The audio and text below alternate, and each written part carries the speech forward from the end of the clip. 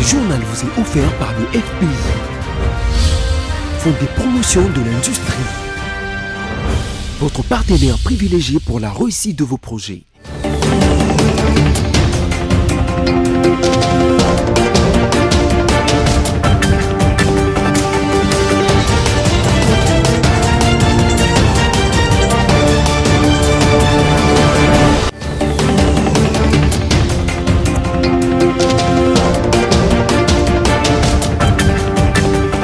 C'est un mardi, pas comme les autres. Mesdames, Messieurs, bienvenue à ce nouveau numéro du journal. Voici le sommaire.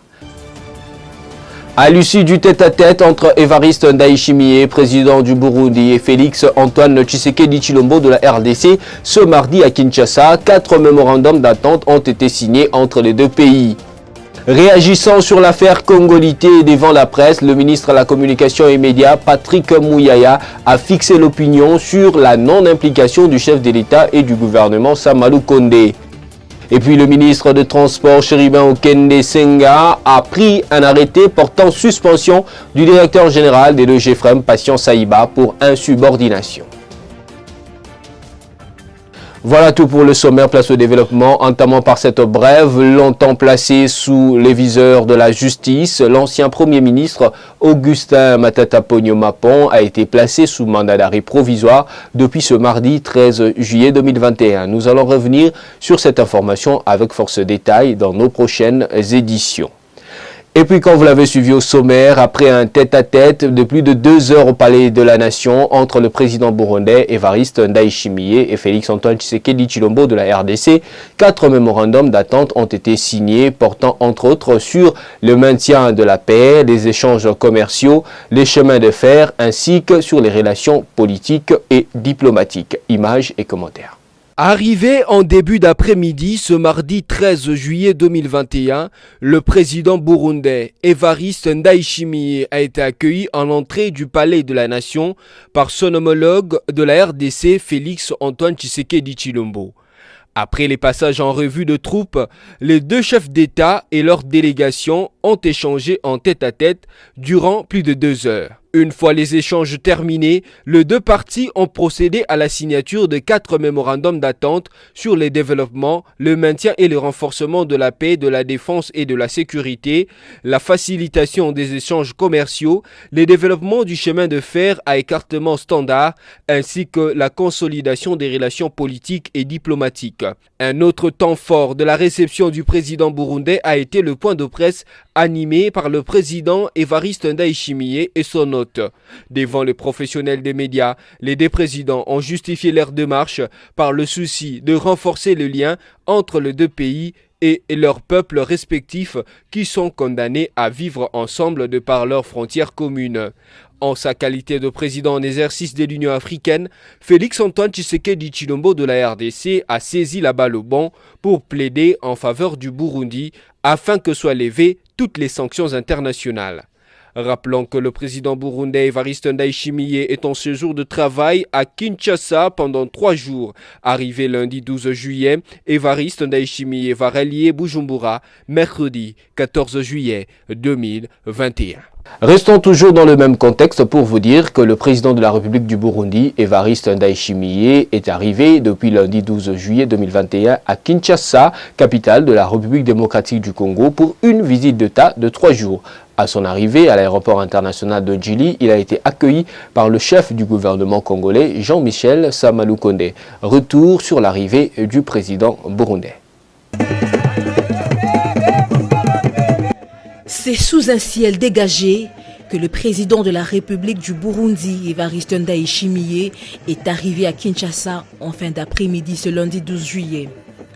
À l'aéroport international de Djili, le président Ndayishimiye a été accueilli au pied de l'avion par le Premier ministre chef du gouvernement, Jean-Michel Sama Lukonde Kyenge.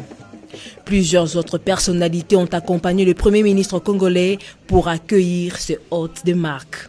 Pour cette première visite d'État en République démocratique du Congo, le chef de l'État burundais a traversé la haie d'honneur présidentielle sous les acclamations de nombreux ressortissants burundais vivant à Kinshasa.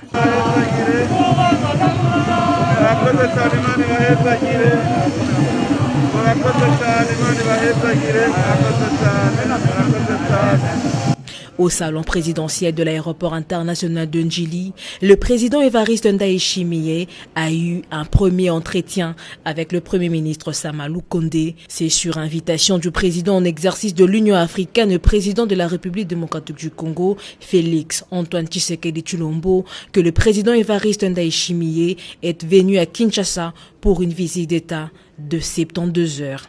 Cette visite est la matérialisation de la volonté des deux chefs d'État de renforcer davantage les relations d'amitié et des coopérations qui lient les peuples congolais et burundais, ainsi que la coexistence pacifique entre ces deux peuples. Durant cette visite d'État, les deux chefs se rencontreront en tête-à-tête. Ils auront des entretiens élargis sur des questions d'intérêt commun au niveau bilatéral, régional et continental. Cette visite d'État intervient près de 2 semaines après la rencontre à Goma entre le président Félix Tshisekedi et le ministre burundais des Affaires étrangères et de la coopération au développement, Albert Shingiro, émissaire du président burundais. Et puis après la grève fortuite déclenchée par le conducteur d'automobile de la ville de Kinshasa, le vice-premier ministre, ministre de l'Intérieur, Sécurité et Décentralisation et Affaires coutumières, Daniel Aselo-Okito, a fait la ronde de la ville de Kinshasa, histoire de palper la réalité sur le terrain. La tournée a essentiellement concerné les zones où quelques incidents ont été enregistrés à la suite de la grève des taximans. Suivez. Le patron de la sécurité a débuté sa prospection dans la commune de Kimbanseke. Constat, l'intensité de la circulation comme à l'accoutumée. Visiblement, le moratoire d'une semaine accordé aux chauffeurs par le VPM de l'Intérieur a calmé les esprits surchauffés. Après l'étape de la commune de Kimbanseke, Daniel Aselo-Okito se rendu au rond-point Ngaba en passant par la célèbre place Super Lemba, toujours dans le cadre de sa tournée pour s'imprégner de la situation de grève décrétée par les automobilistes dans cette partie de Kinshasa. Apostrophé par la foule en liesse, exprimant un sentiment de sympathie, le vice-premier ministre, ministre de l'Intérieur, Daniel Aselo-Okito, est descendu de son cortège pour communier avec la population, particulièrement les automobilistes venus lui exprimer leur gratitude pour cette mesure. Et interpellé hiérarchie à Moka. La salle ici réunion na Tongo. Na gouverneur et la province, na général Kassongo, il y a la police, na ministre, il y a intérieur, na il y a transport, il y a Kinshasa, Toyokani, na ministre national, il y a transport, Toyokani, pona Zouabino Tamingite, Tozumi Kanomi Bale Oyo, il y a Liboso. Transport, il faut et ça les mains normalement. Chauffeur nyos, ezale ya taxi, ezale ya moto, à Kotambola, Mutuatele Misayote, pendant une semaine. Aux taximans et motocyclistes, le vice-premier ministre, ministre de l'Intérieur, leur a rassuré qu'ils vont circuler librement pendant 7 jours sans être inquiétés par les éléments de la police, le temps pour eux de se conformer aux lois urbaines en matière de transport. Le vice-premier ministre de l'Intérieur a bouclé sa tournée sur la place Victoire où il s'est entretenu avec quelques motocyclistes qui lui ont exprimé leurs desiderata et difficultés. Maître Aselo leur a promis d'être toujours à leur écoute. Toutefois, a-t-il insisté sur les respects scrupuleux du code de la route et les autorités policières. Il les a recommandé de s'acquitter de tous les droits et devoirs civiques relatifs au transport en commun. Pour rappel, dans la matinée du 12 juillet 2021, une réunion a été convoquée d'urgence par le patron de la sécurité nationale à la suite des incidents enregistrés lors de la grève des chauffeurs de taxi. Ont pris part à cette réunion le ministre national des Transports, le gouverneur de la ville de Kinshasa, le commissaire provincial de la police, les ministres provinciaux de l'Intérieur et les associations des taximans. Toujours dans le même contexte, suite à la grève des chauffeurs survenue lundi 12 juillet dans la ville de Kinshasa, le président de l'association de chauffeurs du Congo, ASECO, a réagi au sortir d'une convocation chez le VPM de l'Intérieur, Daniel Aselo. On écoute ici le président de l'ASECO.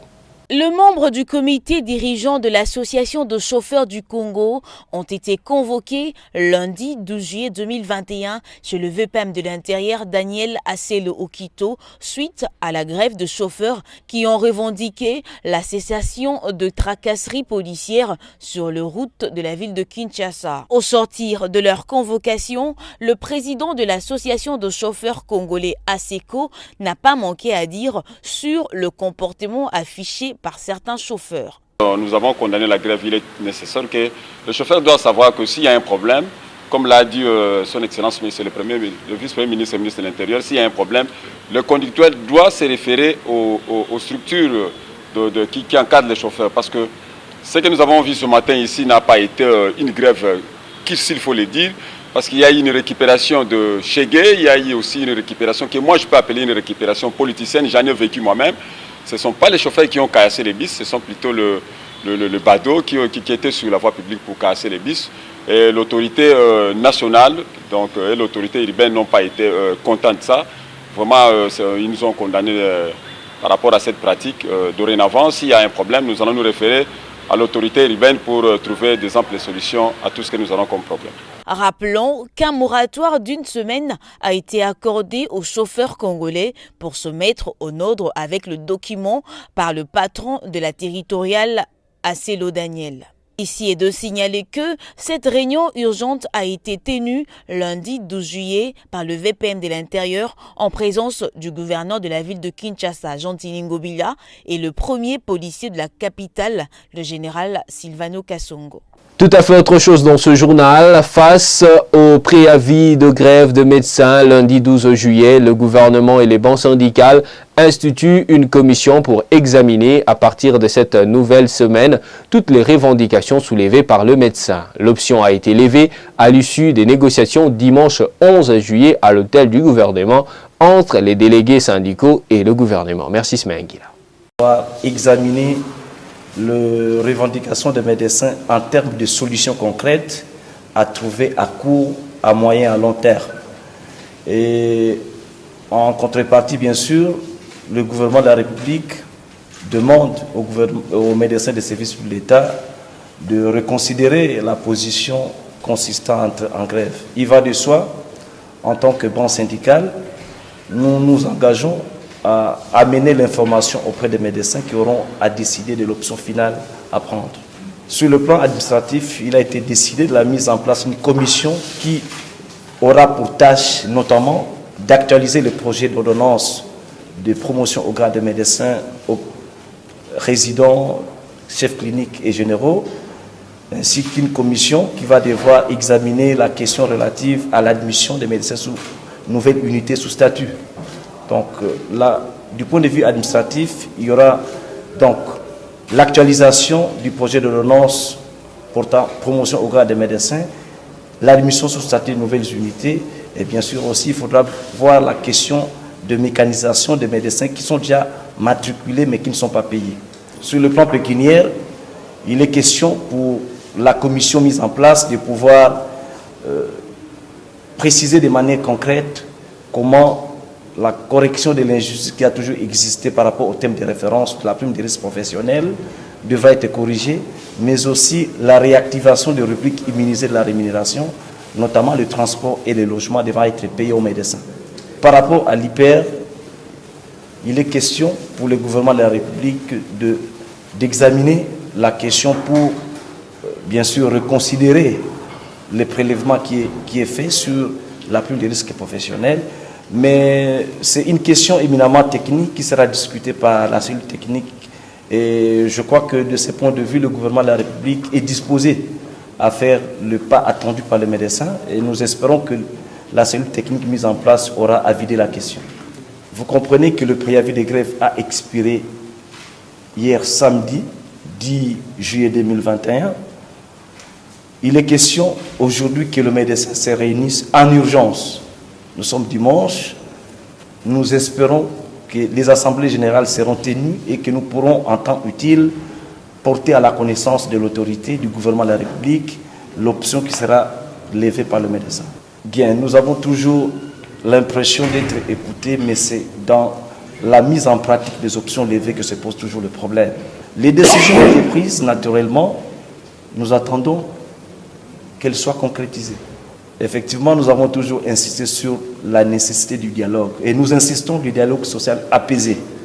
Il ne faudrait toujours pas attendre qu'il y ait des préavis de grève pour pouvoir entamer les dialogues avec les banques syndicales. Le dialogue productif s'instaure le mieux en temps de paix.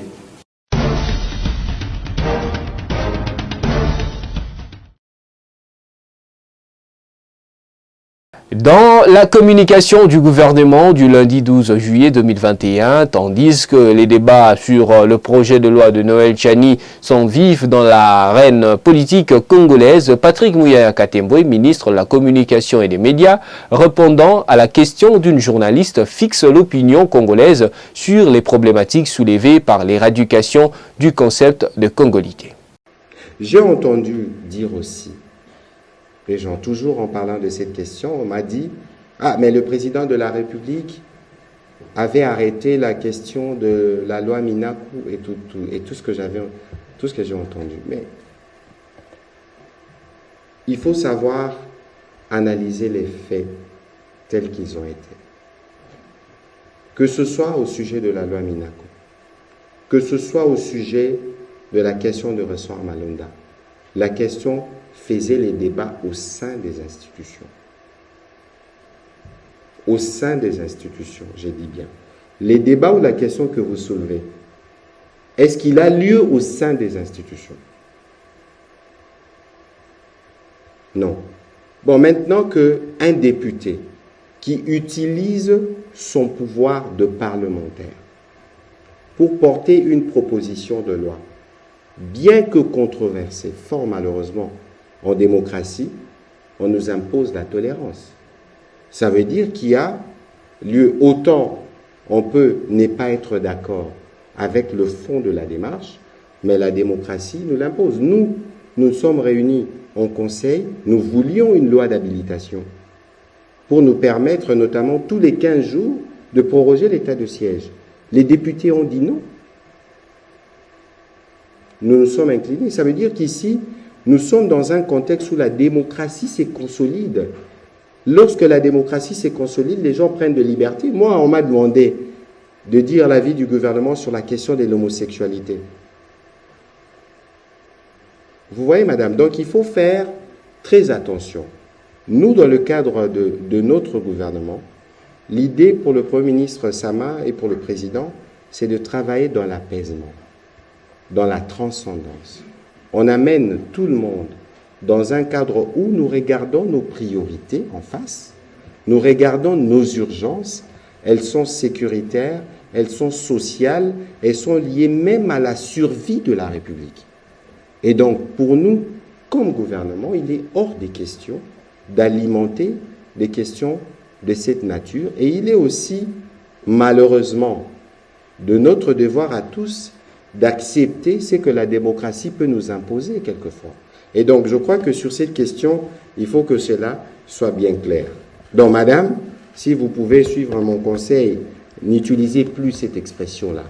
Elle est dangereuse et elle est de nature à nous diviser davantage. Et puis, le ministre des Transports, Voies de Communication et Désenclavement, Chéribin Okende, a effectué lundi 12 juillet une visite de travail au port de la Société commerciale de transport et de port à Kinshasa. À travers cette visite, Chéribin Okende a voulu cerner toutes les conditions qui puissent permettre la réhabilitation et la modernisation sous l'impulsion du chef de l'État de cette société. Le secteur de transport en République démocratique du Congo continue à intéresser au plus haut point le ministre de Transport. Je suis ministre des Transports, Voies de Communication et de Désenclavement. La SCTP relève de ce ministère. Aujourd'hui, sous l'impulsion du chef de l'État, nous sommes en train de cerner toutes les conditions qui puissent nous permettre à réhabiliter et moderniser le secteur de transport dans notre pays. Il doit être entendu que sans modernisation du secteur de transport et de voies de communication, on ne peut jamais espérer désenclaver la République démocratique du Congo. On ne peut jamais espérer donner l'impulsion nécessaire pour le développement de notre pays. Donc le chef de l'État y accorde beaucoup d'attention. Le Premier ministre m'a donné des orientations précises. Voilà, aujourd'hui je suis en train de faire la visite de terrain avant de lancer certains projets très ambitieux que nous avons au niveau du gouvernement en ce qui concerne particulièrement la société commerciale de transport et de port. Donc voilà pourquoi aujourd'hui je suis venu voir la situation de terrain, comment ça se passe. Je ne veux pas me limiter aux rapports qui me sont donnés au bureau. Il faut que je voie moi-même pour mesurer l'ampleur du défi. Et vous savez très bien qu'il veut aller loin, ménage sa monture. Donc je suis en train de ménager la monture du gouvernement pour que nous puissions arriver concrètement à la réhabilitation et modernisation de la société de transport et de port de notre pays. Il vous souviendra que la SCTP est dans 17 sur les 26 provinces dans notre pays. Donc tout cela doit nous préoccuper au plus haut niveau. Évoluons dans ce journal, mesdames, messieurs. Toujours Chéribin Okende, ministre de Transport et Voies de Communication, a pris un arrêté rendu public lundi 12 juillet 2021 portant suspension du directeur général de l'Office des gestions du fret multimodal OGFREM, Patient Saïba Tamboué. Ce dernier est accusé principalement d'insubordination. Espérance Louvounou a signé ce reportage. Le directeur général de l'Office de gestion de fret multimodal OGFREM, M. Patient Saïba Tamboué, a été suspendu de ses fonctions par le ministre des Transports et Voies des Communications, Chéribin Okende. C'est d'après un arrêt rendu public le lundi 12 juillet 2021. Les griefs qui pèsent sur lui sont obstruction aux investigations que mène le cabinet du ministre au sujet de son refus d'exécuter les instructions du président de la République et la décision du Conseil des ministres du 11 septembre interdisant le recrutement, le mouvement du personnel, les promotions en grade et les licenciements abusifs au sein des entreprises du portefeuille de l'État et de l'administration publique. L'intérim à la tête de l'OGFREM sera désormais assuré par le directeur adjoint de cette entreprise, a décidé le ministre de tutelle, Chéribin Okende. Et puis en santé, la République démocratique du Congo a enregistré 180 nouveaux cas de contamination par le Covid-19 lundi 12 juillet 2021. Ces cas sont répartis comme suit: 43 au sud Bangui, 46 à Kinshasa, 37 au sud Kivu, 30 en Ituri, 13 dans le Haut-Katanga, 6 au nord Kivu et 1 au Sankuru. Sophia Zaorati. Selon le secrétariat technique de la riposte à la COVID-19 en RDC, 180 nouveaux échantillons ont été testés positifs le lundi 12 juillet 2021, parmi lesquels 47 au sud Bangui, 46 à Kinshasa, 37 au sud Kivu, 30 à Ituri, 13 dans le Haut-Katanga, 6 au nord Kivu et 1 au Sankuru. Aucun décès n'a été notifié, idem avec les cas de guérison. On rappelle que le cumul des cas depuis les débuts officiels de l'épidémie, le 10 mars 2020, est de 44 512 cas confirmés, dont 44 511 et un cas probable. Au total, il y a eu 984 décès et 28 801 personnes guéries. La différence entre les cumuls des cas ainsi que le nombre de décès et des guérisons est de 14 827, ce qui représente le nombre des cas actuellement actifs ou des personnes malades. Il faut réfléchir 2 fois si vous voulez aller en Tunisie. La pression de la pandémie à Covid-19 avec variant Delta en Tunisie est telle que ces services des réanimations sont submergés, le confinement prolongé. Le pays compte 136 morts pour 100 000 habitants. Situation qui fait de la Tunisie le pays le plus touché en Afrique. Samy Bossongo nous en fait le point. Ces dernières semaines en Tunisie, l'on signale plus de 80 000 nouveaux cas de contamination par jour par la souche Delta du Covid-19. Dans ce pays où le confinement a été prolongé, les services de réanimation sont submergés et l'on dénombre 136 morts pour 100 000 habitants, à un taux de mortalité qui fait du pays des Aigles de Carthage le plus touché en Afrique. Cette situation catastrophique a entraîné l'effondrement du système de santé du pays qu'avait déjà évoqué le jeudi 8 juillet la porte-parole du ministère de la Santé. Le dimanche 11 juillet, le pouvoir tunisien s'est adressé à la diaspora de son pays qui a élu domicile en France pour qu'elle vole à la rescousse de sa mère patrie par des dons de soutien au système de santé.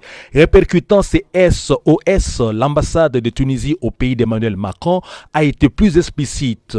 Elle a sur sa page Facebook exhorté les Tunisiens résidant dans l'Hexagone notamment à contribuer activement au soutien des établissements de santé en Tunisie par les billets des dons en nature comme les équipements et matériels médicaux et paramédicaux ou sous forme pécuniaire. La Libye voisine a annoncé la fermeture de ses frontières avec la Tunisie et de nouvelles restrictions face à la hausse des contaminations. Voilà, mesdames, messieurs, à présent, la revue de presse. La revue de presse de ce mardi 13 juillet part de la province de la Tchopo où, à griffonner Radio-Capu.net, les autorités provinciales se sont engagées à éradiquer l'insécurité. Notez avec ce site que les bourgmestres des communes, les administrateurs des territoires et les chefs des secteurs ainsi que les chefferies se réunissent depuis lundi 11 juillet à Kisangani afin de juguler l'insécurité décriée aussi bien dans la ville de Kisangani que dans les différents territoires à l'intérieur de la province.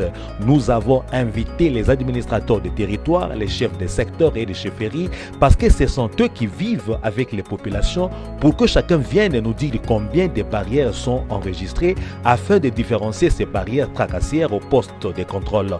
Ils doivent fonctionner pour percevoir les recettes de la province, mais dans le strict respect de l'ordre opérationnel, a écrit le site qui a rapporté les propos du gouverneur de la province ad intérim, Maurice Abibou Sakapela.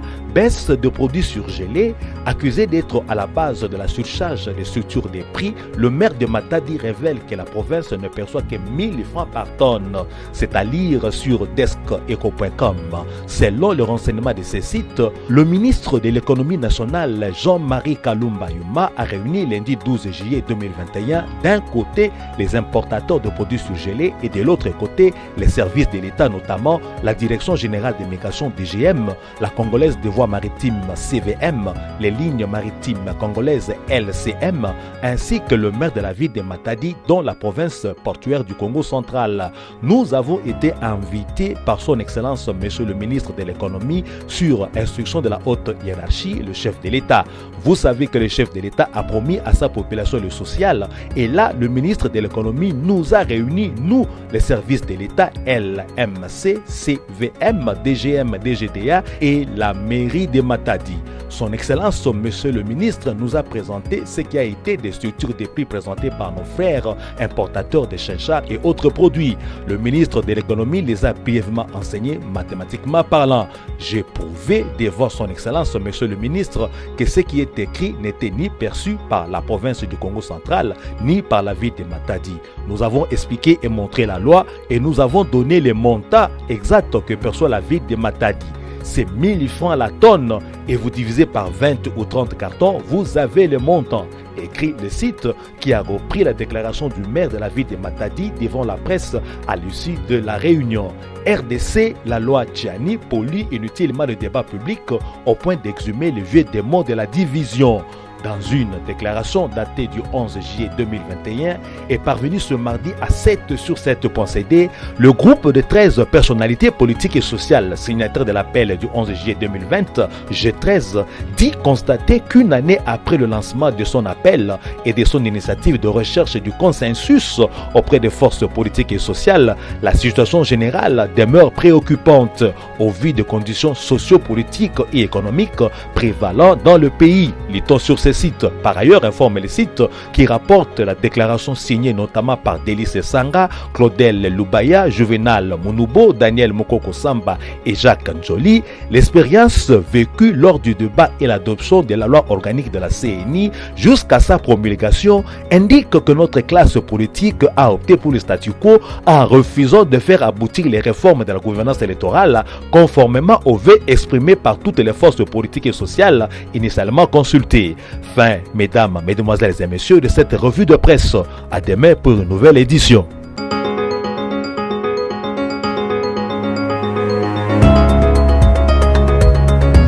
Merci à vous d'avoir porté beaucoup d'intérêt à cette revue de presse rendue par Sami Bosongo. Je vous convie tous à prendre le rappel de principaux titres de ce journal.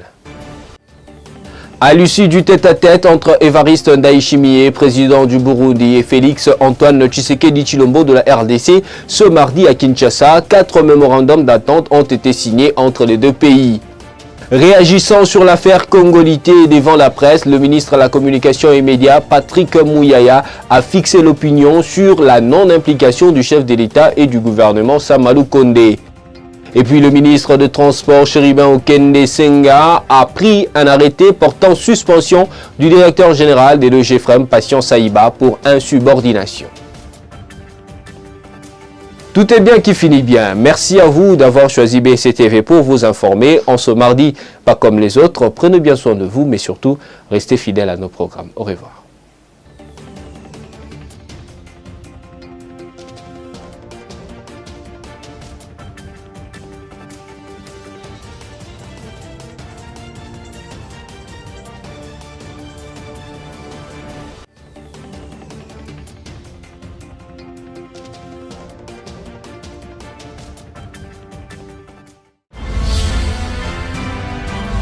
Ce journal vous a été offert par le FPI, Fonds des promotions de l'industrie, votre partenaire privilégié pour la réussite de vos projets.